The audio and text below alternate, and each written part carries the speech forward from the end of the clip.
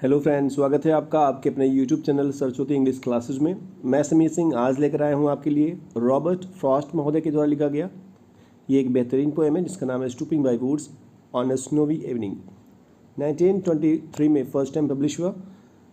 ये 1874 बार आया था, इसलिए मुझे ये लिखना पड़ा। 1874 में इनका जन्म हुआ और 1963 में इनका डेथ हुआ। इस पोएम में लाइन बाय लाइन या यूँ कहें वर्ड बाय वर्ड एक्सप्लेनेशन से पहले मैं आपको बहुत सारे पॉइंट्स जो एग्ज़ाम के पॉइंट ऑफ व्यू से बहुत इंपॉर्टेंट है और बहुत सारे एग्ज़ाम्स में जो भी प्रोमिनेंट टीचिंग एग्ज़ाम्स हुए हों और इसमें इस पोएम से रिलेटेड क्वेश्चन कहीं भी पूछा गया हो वो पॉइंट में रखा हुआ है। उसके अलावा भी बहुत सारे पॉइंट्स हैं जो किसी भी एग्ज़ाम में बहुत इंपॉर्टेंट साबित हो सकते हैं। तो सबसे पहले उन पॉइंट्स को कवर करते हैं और फिर चलेंगे पोएम्स को वर्ड बाय वर्ड एक्सप्लेन करने के लिए पोएटिक डिवाइसेज और वर्ड मीनिंग के साथ। शुरू करते हैं इन पॉइंट्स को। स्टार्ट करते हैं फर्स्ट पॉइंट। 1922 में ये लिखा गया था जब ये अपने घर सॉफ्टबरी में रहा करते थे जो कि वर्मोंट नामक स्टेट में है। हालांकि इनका जो घर था वो सैन फ्रांसिस्को में था, पर इनके फादर जो थे वो शिफ्ट हो गए थे वर्मोंट में। फर्स्ट टाइम ये 1923 में पब्लिश हुआ न्यू हैम्पशायर नामक वॉल्यूम में और ये वही वॉल्यूम है जिसको पुलित्जर प्राइज़ मिला नेक्स्ट ईयर 1924 में। अगर बात की जाए ओकेजन की, किस ओकेजन पर ये लिखा गया था, तो एक सुबह ये अपने घर के बाहर निकले और स्नोवी जो लैंडस्केप था उसे देख करके ये बहुत प्रभावित हुए, इंस्पायर हुए और इन्होंने कुछ ही मिनट्स में इस पोएम को लिख दिया, कंपोज कर दिया। फ्रॉस्ट ने इस पोएम के लिए लिखा है my best bid for remembrance और ये लिखा है एक पत्र में जो दिया गया था लुइस अंटमेयर को। ये पॉइंट जो है ये इनके बायोग्राफी से रिलेटेड है, हालांकि इनका बायोग्राफी नहीं है, ये केवल पोएम को डिटेल करने के लिए वीडियो बनाई जा रही है। फिर भी ये बहुत इंपॉर्टेंट था इसलिए मुझे रखना पड़ा। अगर आपको किसी भी पोएट, राइटर, किसी भी ड्रामाटिस्ट, नॉवेलिस्ट का बायोग्राफी चाहिए होगा तो आप कमेंट बॉक्स में कमेंट जरूर कीजिएगा, जल्द से जल्द बनाने की कोशिश की जाएगी। जो फर्स्ट पॉइंट है वो ये कि रॉबर्ट फ्रॉस्ट को कहा जाता है डायमॉक पोएट। डायमॉक पोएट क्या है, इससे रिलेटेड क्वेश्चंस जो हैं क्या क्या पूछे गए थे वो बायोग्राफी में ही मिलेगा। मैं एक शॉर्ट में रख रहा हूँ यहाँ पे क्योंकि बहुत बार पूछे गए इसलिए। ये अमेरिकन एक ग्रुप है, इन्हें न्यू इंग्लैंड पोएट भी कहा जाता है। न्यू इंग्लैंड एक ऐसा रीजन है, क्षेत्र है जो नॉर्थ ईस्टर्न में है यूनाइटेड स्टेट्स के, जिसमें 6 स्टेट्स शामिल है, जिसमें new Hampshire, Vermont, Massachusetts, Rhode Island, Connecticut और मेन, ये 6 स्टेट्स हैं। और चूँकि आपको बताया गया कि ये वर्मोंट में थे उस समय। एक एग्ज़ाम था जिसमें पूछा गया था न्यू इंग्लैंड से रिलेटेड। जिस एग्ज़ाम में ये पूछा गया था, जहाँ से ये पॉइंट मैंने रखा, उसके बाद तो ये कई एग्ज़ाम में पूछा गया। जब मैंने ऑप्शन देखा रॉबर्ट फ्रॉस्ट का तो रॉबर्ट फ्रॉस्ट मुझे लगे कि ये चूँकि यूएसए के हैं तो इंग्लैंड से रिलेट ये नहीं कर रहे होंगे, इसलिए मैंने उस क्वेश्चन को स्किप कर दिया या यूँ कहें गलत कर दिया। तो आपको ये पता हो कि इंग्लैंड लिखने से यहाँ इंग्लैंड कंट्री की बात नहीं की जा रही है, एक रीजन है और वो भी यूएसए का। आप गलती ना करें इसलिए आप इस पर ध्यान दीजिएगा। ये पोएट लॉरिएट भी थे यूएसए के 1958 से 1959 तक और वर्मोंट के भी ये पोएट लॉरिएट थे 1961 में। ये चाहते थे कि इन्हें लोग जो है सिनेक्डकिस्ट कह के बुलाएं क्योंकि सिनेक्डकी नामक फिगर ऑफ स्पीच का ये बहुत ज़्यादा यूज किए हैं अपने पोएम में और इनकी आदत थी ये बार बार यूज करते थे पैरेंथेसाइजिंग करना। पैरेंथेसाइजिंग क्या होता है, शब्दों को या फ्रेजेस को ब्रैकेट में रख देना। आपने बहुत सारे पोएम को देखा होगा जो ब्रैकेट में लाइन्स या वर्ड्स रखे जाते हैं, उसे कहते हैं पैरेंथेसाइजिंग। फ्रॉस्ट का रिलेशनशिप जो था नेचर के साथ वो कैरेक्टराइज्ड है इनके धारणा पर, इनके नोशन पर, जिसे एम्ब्लेमिज्म कहा गया है। एम्ब्लेमिज्म का मतलब होता है प्रतीकवाद।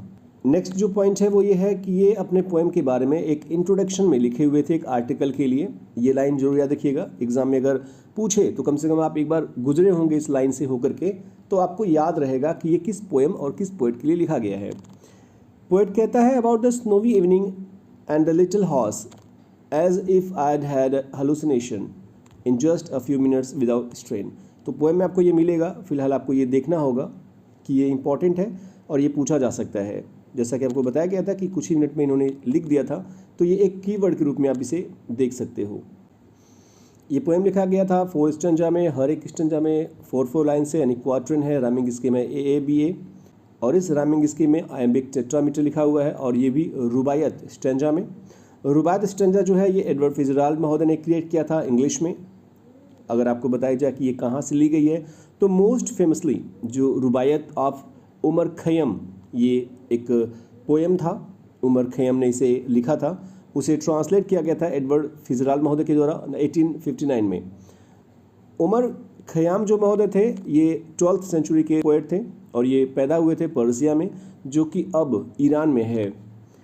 ये पोएम जो है ये शुरू करता है डिलाइट से और ख़त्म करता है विजडम से। ये कई बार कई एग्जाम में पूछा गया था। न केवल ये पोएम बल्कि बायरचेज जो इनकी दूसरी पोएम है उसमें भी स्टार्ट जो पोएम होता है उसमें डिलाइट आपको मिलेगी, मज़ा आएगा, लेकिन लास्ट में आपको विजडम मिलेगा, ज्ञान मिलेगा, नॉलेज मिलेगी। जो लास्ट आपको 4 लाइन्स मिलेंगे इस पोएम के, वो इन्फ्लुएंस करता था बहुत सारे लोगों को, बहुत सारे राजनेताओं को। अगर इंडिया की बात की जाए तो इंडिया के उस समय के जो प्रधानमंत्री थे पंडित जवाहरलाल नेहरू, वो बहुत ही प्रभावित हुए थे इस पोएम में जो 4 लाइन है लास्ट में लिखा हुआ उससे। एक बार ये इमेज आप देख लीजिएगा, आपको थोड़ा सा आसानी से समझ में आएगा। पोएट जो है एक शाम, हालांकि ये एक इमेजिनेशन है, पर वो ये सोचता है, वो कहता है कि एक शाम मैं कहीं दूर से अपने घर की तरफ जा रहा था जंगल से होकर के। शाम हो गई थी आते आते, घोड़े की सवारी, चूँकि आपको पता है उस समय गाड़ियाँ नहीं थी। शाम हो चुकी है, बर्फ़ ज़्यादा पड़ रही है और ये माना जाता है कि उस साल का सबसे गहरा यानी अंधकारमय और बर्फीला शाम है वो। और जाते हैं ये महोदय, वहाँ रुक जाते हैं, ठहर जाते हैं, शायद नेचुरल ब्यूटी से ये इंस्पायर होते हैं और सोचते हैं कुछ देर यहाँ रुक लूँ मैं, कुछ देर यहाँ पर आराम कर लूँ मैं। पर ये रुकना और आराम करना ये पोएट के लिए जो है वो डेथ है, हमारे लिए है। कहीं रुक गए हम, कहीं कुछ देखा हमने, कुछ भी चीज़ें हमें अच्छी लगी और फिर हम वहाँ से निकल लिए। पर पोएट का मतलब है कि अगर रुक गए तो हम मर गए। तो यहाँ जो भी चीज़ें आपको देखने को मिलती हैं आसपास आपके, अगर आप रुक जाते हो इसका मतलब है कि आप अपनी रिस्पॉन्सिबिलिटी जो आपको पूरी करनी है उसमें आप टाइम लगाने वाले हो। तो पोएट वहाँ कुछ देर के लिए रुकता है, पर उसके बाद क्या वो रुका रहता है या वहाँ से वो चला जाता है, क्या होता है पोएम में, वो आपको पोएम में आगे दिखेगा। हम चलते हैं फर्स्ट स्टैंजा को कवर करते हैं। फर्स्ट लाइन कहती है हुज वुड्स दीज आर। ये इन्वर्जन है, इन्वर्जन नामक फिगर ऑफ स्पीच, क्योंकि इसमें जो स्ट्रक्चर होता है ग्रामर का, subject plus verb plus object, वो फॉलो नहीं हो रहा है। तो कहता है पोएट कि मैं सोचता हूँ ना, मुझे पता है ये किसके जंगल हैं, जो ढेर सारे जंगल हैं वो किसके हैं मुझे पता है।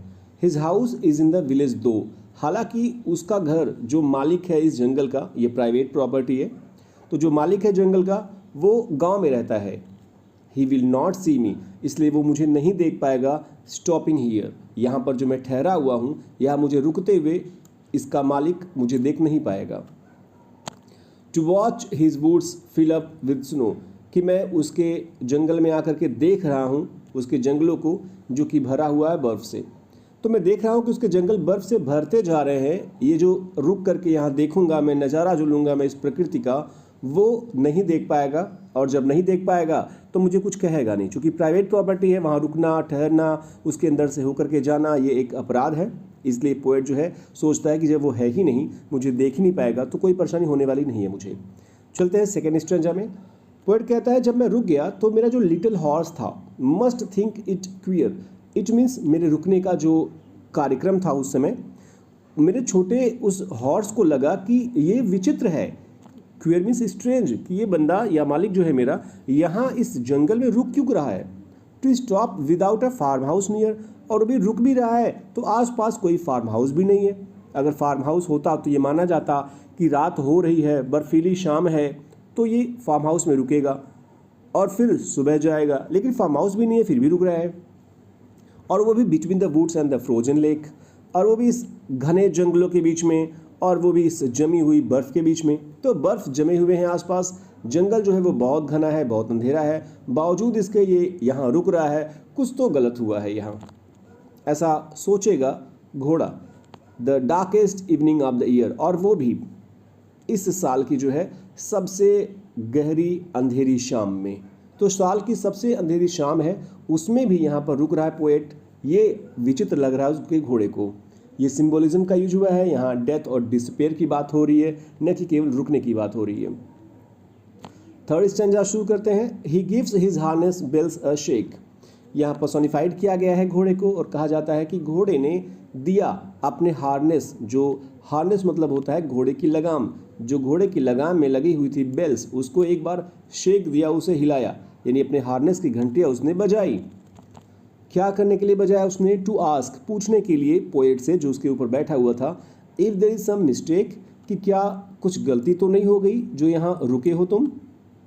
The only other sounds the SVEEP, poet कहता है कि उसके द्वारा बजाए गए उस बेल के अलावा जो दूसरी आवाज़ आ रही थी उस जंगल से, वो थी the SVEEP of easy wind, मतलब हवा की सरसराहट।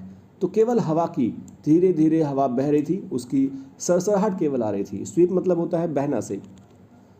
एंड डाउनी फ्लेक, और जो दूसरी आवाज़ आ रही थी वो थी डाउनी, नीचे गिरते हुए नरम नरम हल्के हल्के फ्लेक, यानी स्नो फ्लेक से, जो बर्फ़ के टुकड़े होते हैं वो, उसके गिरने से आवाज़ जो आ रही थी। सोचो ये तो लगभग शून्य के बराबर आवाज़ आएगी, हवा इतनी धीरे से बह रही हो और वो भी बर्फ़ के छोटे छोटे टुकड़े गिर रहे हो नीचे, और नीचे भी जो है वो बर्फ़ पड़ा हुआ है, तो उसकी आवाज़ कितनी आएगी आपको समझ में आ रहा होगा। तो यहाँ एक साउंड इमेजरी का यूज किया है पोएट ने। हल्की सी हवा आ रही है और छोटे छोटे हल्के हल्के जो है वो बर्फ़ के टुकड़े गिर रहे हैं, मानो कि बर्फ़ की फुहारें पड़ रही हों। नेक्स्ट स्टैंजा में चलते हैं। ये वो 4 लाइन्स है जो सबको इन्फ्लुएंस किया। बहुत सारे पॉलिटिशियंस, बहुत सारे एक्टर्स, बहुत सारे जो बड़े लोग थे, उनको बहुत प्रभावित करता है ये पोएम, और इंग्लिश लिटरेचर में लिखी जाने वाली सबसे महत्वपूर्ण इंपॉर्टेंट कोट्स में से ये एक है। और इंडिया के बहुत सारे हिंदी पोएट ने भी इसको ट्रांसलेट किया है हिंदी में। The woods are lovely dark and deep but I have promises to keep and miles to go before I sleep and miles to go before I sleep. बहुत सारे बच्चों को तो ये याद भी होगा, क्योंकि इतनी आसान लाइन्स है कि आसानी से एक बार पढ़ने के बाद ये याद हो जाती है। तो पोएट कहता है कि वुड्स जो है, जो जंगल है, वो बहुत प्यारे हैं, हालांकि अंधेरे से भरा हुआ है ये, और डीप है यानी गहरा है, रहस्यमय है ये।